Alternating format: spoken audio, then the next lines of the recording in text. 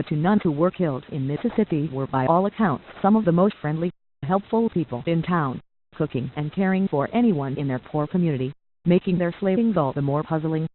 Their car was found abandoned a mile away from their home, and there were signs of a break-in, but police haven't released any lead or suspects in the investigation.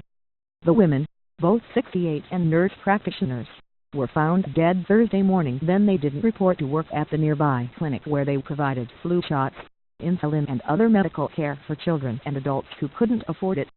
They were identified as Sister Margaret Held and Sister Paula Merrill. Dr. Elias Abood, who worked with the sisters for years and helped build the Lexington Medical Clinic, said he's not sure what will happen to the facility in light of their deaths. "I think the community is going to be different after this. You need somebody with that passion to love the people and work in the underserved area," Abood said. "For somebody to come and do this horrible act, we are all shocked," he added. Authorities did not release the cause of death, but the Rev. Greg Plata said police told him the nuns were stabbed. Autopsies were to be done Friday. "They were two of the sweetest, most gentle women you can imagine. Their vocation was helping the poor," said Plata, who oversees the 35-member Catholic church the sisters attended. Maureen Smith, a spokeswoman for the Catholic Diocese of Jackson, said there were signs of a break-in at the home in Durant and the nun's car was taken.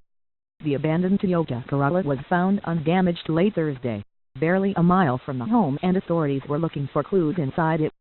Abood said the clinic provided about 25% of all the medical care in the county, which has a population of about 18,000 according to U.S. Census Bureau estimates for July 2015. The two nuns provided almost all the care at the clinic and cultivated relationships with drug company representatives, who often left extra free samples, according to clinic manager Lisa Dew. "I think their absence is going to be felt for a long time. Holmes County, it's one of the poorest in the state," Dew said. "There's a lot of people here who depended on them for their care and their medicines. It's going to be rough." Authorities didn't release a motive, and it wasn't clear if the nuns' religious work had anything to do with the slayings. Police Chief John Haynes said officers were canvassing the area and trying to look at video from surveillance cameras in town to see if they spot anything unusual. The Catholic community in Mississippi is relatively small. Of nearly 3 million people, the diocese said there are about 108,000 Catholics. Held had been a member of the School Sisters of St. Francis in Milwaukee for 49 years and lived her ministry caring for and healing the poor, a statement from the order said. Milwaukee Archbishop Jerome Listerke said whoever killed Held robbed not only the School Sisters of St. Francis, but also the entire church of a woman whose life was spent in service. Merrill had worked in Mississippi for more than 30 years, according to the Sisters of Charity of Nazareth in Kentucky. She was from Massachusetts and joined the order in 1979. 2 years later, she moved south and found her calling in the Mississippi Delta community, according to a 2010 article in The Journey, a publication by the Sisters of Charity of Nazareth. During an early part of her career, she helped bring a tuberculosis outbreak under control in the region, Dew said.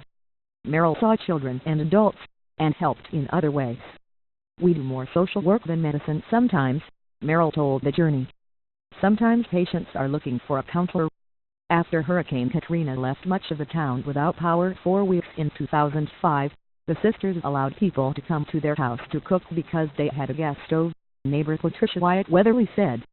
"They were skilled in stretching resources, and routinely produced amazing dishes out of what seemed like a very small garden at their home," said Sam Sample, lay leader of St. Thomas Catholic Church in Lexington, where the sisters were members.